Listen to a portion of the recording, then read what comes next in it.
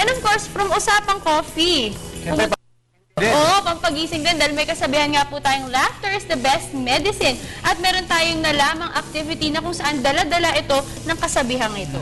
Yun nga kayo na umaga, napag-usapan natin na itong laughter yoga. Sabi yung kasama natin si Carla, nasabi nga niya nasubukan niya na nga to. Paano kaya yun? Nag-wonder ako kung paano siya ginagawa. Ako din kasi lahat tayo ay intrigued sa laughter yoga na to. Kaya't panoorin na natin to sa One Life.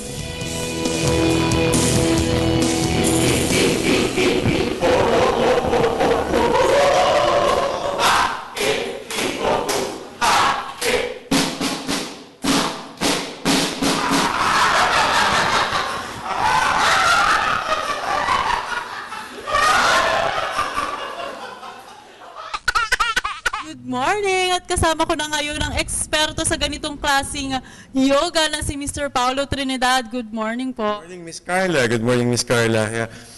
Share ko sa inyo ngayon kung paano itong Pinoy Laughter Yoga. It's simplified, Filipinized version ng inaral ko sa India. Sa Pilipinas, sinimulan ko ito noong June 12, 2010. So, magti 3 years na. Basically, tinuturo lang natin sa mga kababayan na dito kung paano sila magiging healthy using laughter. Pero ang ginawa natin dito, ginawa natin Filipinized. Yun yung malaking difference. So yung kultura natin pinasok dito, at higit sa lahat, ginawa ko rin siyang spiritual. Yung mga Pilipino ay napaka-spiritual na tao. Okay, so ano pa bang hinihintay ko? Let's start na po. Sige, Miss Carla, ang una dito, kailangan diaphragmatic to. So, kailangan gagaling talaga sa sikmura. So, ginagawa natin, sabihin lang natin muna, sige, try natin yung rhythm na yun. Sige. Sige pa. Then try to smile. Sige pa. How do you get rid of mental stress? Sabihin mo lang, he. When you make that sound, nasi-stimulate yung brain mo. Ano ba, meron kang problema naman sa emotions mo na gusto mo talagang mailabas. Yung throat, dyan, nasi-store ang lahat ng mga frustrations natin, hindi natin lalabas, no? Siyempre, connected sa puso. Gusto mo ilabas, sabi mo, parang nirelease mo sila by the vowel. Importante, after mo mag 20 seconds na laughter, kasi nadodouble niya yung heart rate mo. Sabi ni Dr. William Fry, siya yung father ng gerontology or science of laughter, 20 seconds pa lang daw ho ng laughter, even if it's fake, katumbas na yung 3 to 5 minutes na nag-jogging ko or nag-treadmill. So, tumatawa ka lang, dito, isang session lang ng Pinoy Laughter Yoga, katumbas na yun ng isang 30 minutes na workout. Sir, ano naman po ba itong mga instruments para sa aming yoga? Itong mga instruments ito, mga Asian instruments to, ito, ang tawag dito Tibetan bowl. Tawag dito Inching, Chinese instrument for meditation. As they hear this, yung sound na prolong, yun yung ginagamit ko pag tinuturuan kasi ng smile meditation.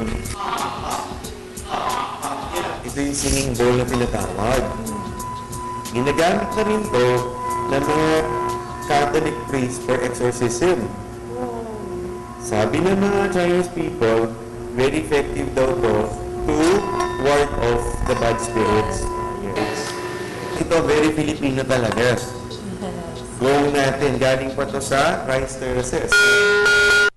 Ginagawa nila pag ginagawa nila yung eagle dance. Eagle dance is actually to help them para mas maging objektibo sila sa mga pananaw nila. At isang bagay din, ito daw ang pag-drive away ng mga evil spirits din.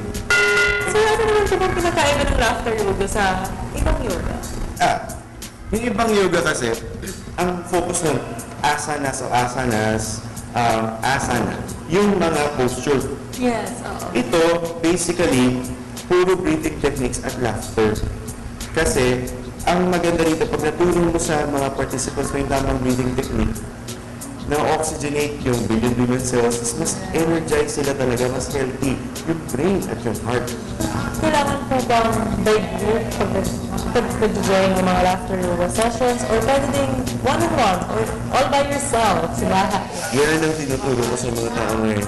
Habang umikot ako sa buong Pilipinas, tinuturo ko kung paano nila gagawin talaga. basically talaga, pag magtatawanan, mas madali tumawa sa group. Yes. Highly nakakahawa ang pagtawa. Pero sa Pilipinas, dahil nagsisimula pa lang, halos maaga pa, 3 years pa lang, ang Pinoy Laughter Yoga, tinutulungan ng one-on-one. Paano? Kumukuha ng mirror. Tapos maraming exercises sa mukha. Simple exercises para matawa na. Pero ang goal is really to be more healthy and to reach the spiritual level of joy or happiness. Mga mommies, kung nag-iisip kayo na mga problema kayo kung saan workshop nyo yan, nyo lang anak ko dito na sa summer workshop. Sali na Pinoy po. Laughter Yoga. Sumasakit ang ulo nyo sa inyong mga anak sa summer.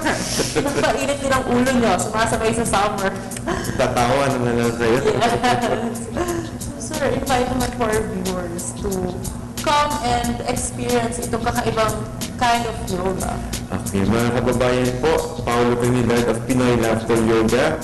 You can contact me at 0926-649-3779. Nagbibigay po kami ng mga training na po para mas lalo itong tumaganap sa buong Pilipinas. Maraming salamat po. Thank you so much, Mr. Salamat din. Trinidad. Oh. Salamat po. Thank you. Thank you so much po. Mga boss, alam kong nasiyahan at natuwa kayo at ngayon alam na natin kung paano ba ang laughter yoga at kung so ano pang hinihintay nyo, itry nyo na rin yan kahit sa mga bahay nyo, di ba? At least give 10 minutes na puro tawa lang, di ba? You can release your stress, lose weight, and lahat ng mga sakit nyo pwedeng mawala dahil lang sa kakatawa. So ako, tatawa muna ako. At ako po ulit si Carla Paderna for One Life.